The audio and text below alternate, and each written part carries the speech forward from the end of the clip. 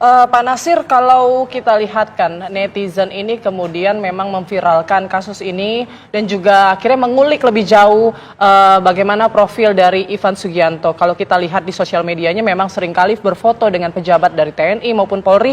Bahkan yang menarik adalah sempat berfoto di ruangan Vice Control Polrestabes Surabaya. Nah, ini kan juga jadi pertanyaan publik, bagaimana kemudian warga sipil bisa berada dalam ruangan-ruangan penting dalam institusi tersebut. Nah, kalau Anda melihat apakah kemudian memang biasa terjadi antara pengusaha, kedekatan antara pengusaha dan juga pejabat ataupun aparat penegak hukum ini dirasa memberikan kekebalan hukum karena itu yang dirasakan netizen saat ini?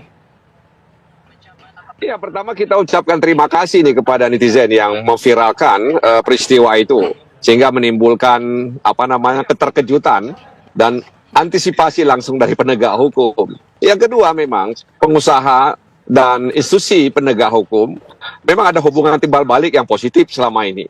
Ya, jadi dalam konteks melakukan keamanan, ketertiban di tengah-tengah masyarakat, memang kepolisian berhubungan, berkomunikasi, membangun kerjasama dengan semua pihak.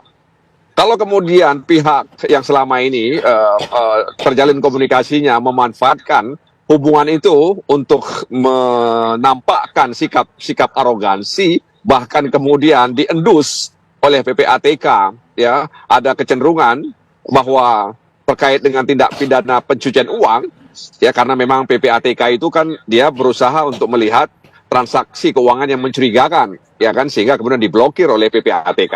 Jadi sebenarnya hubungan kepolisian dengan semua pihak itu adalah hubungan dalam konteks, ya, menjaga keamanan dan ketertiban di tengah-tengah masyarakat.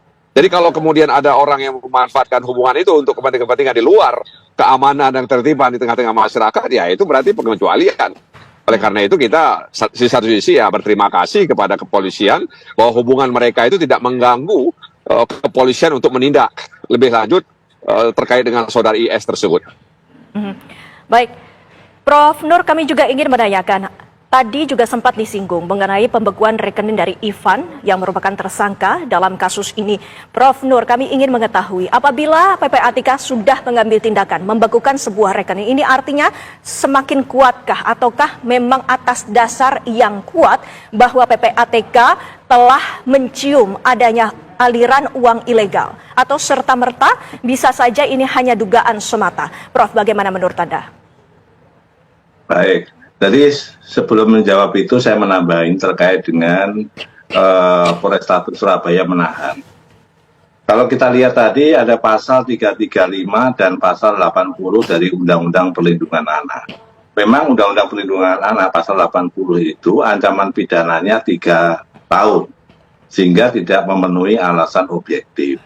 Tapi terkait dengan 335 sebagaimana pasal 21 di dalam KUHP itu diperkecualikan meskipun pasal 335 itu ancaman pidananya adalah 1 tahun, tapi penyidik dapat melakukan penahanan. Jadi apa yang dilakukan oleh penyidik Polrestabes Surabaya itu sudah tepat dalam rangka untuk melakukan penahanan. Terus yang kedua terkait dengan TPPU. Bagaimana yang diberitakan tadi bahwa sebelum kasus ini PPATK telah mengendus transaksi yang mencurigakan yang dilakukan oleh tersangka selama ini. Jadi manakala kalau PPATK itu sudah melakukan pemeriksaan atau penelitian terkait dengan masalah transaksi keuangan yang dilakukan oleh si tersangka tadi, ya hampir bisa dipastikan bahwa TPPU itu memang telah terjadi.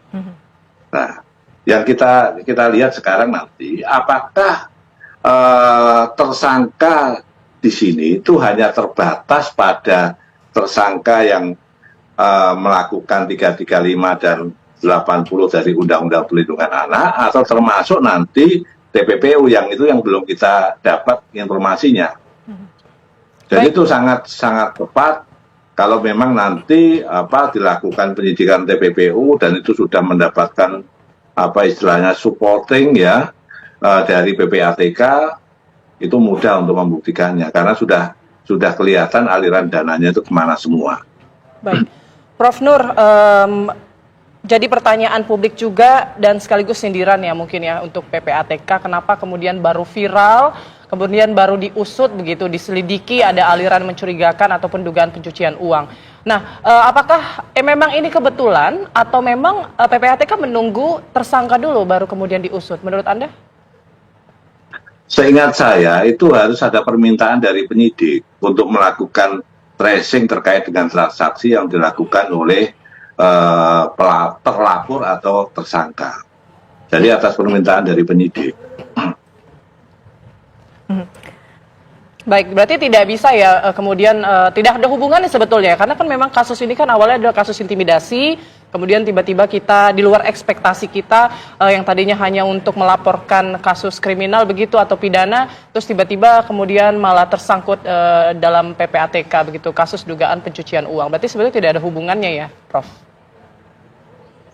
Ya sebetulnya tidak ada hubungannya, tapi manakala kalau informasi dari PPATK sudah menemukan transaksi yang mencurigakan, bisa penyidik membuat yang namanya laporan A1 dari penyidik sendiri yang melakukan laporan polisi itu.